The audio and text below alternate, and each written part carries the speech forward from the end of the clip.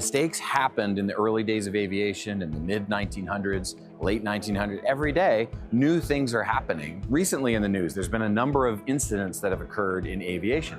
These things will lead to rules. Those rules exist to keep us safe. Therefore, the regulator is the key in aviation safety. Their job is to evaluate new capabilities, understand how they map to policy and rules, and then provide new rules and new policy and new guidance for the introduction of new capabilities into the marketplace.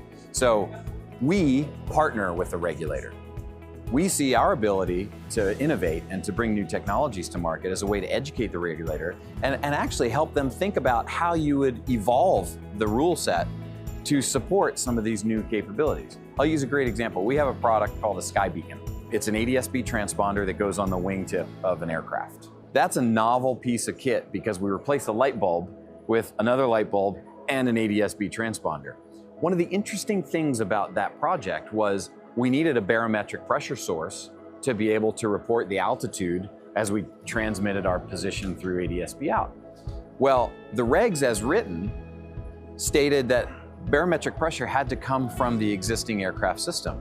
Well, there's no way to get that air pressure out to the wingtip in most aircraft.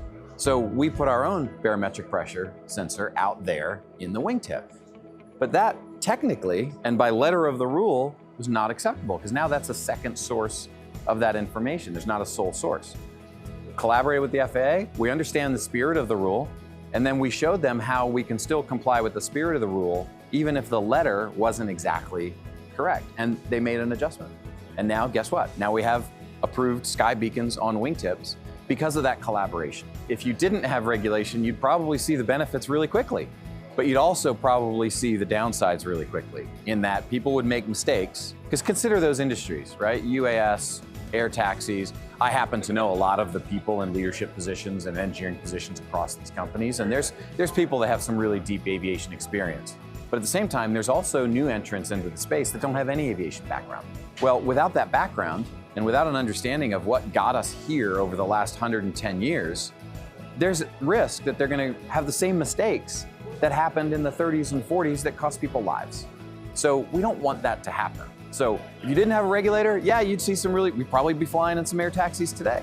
But you'd probably also see some really bad things happen again that we've already done.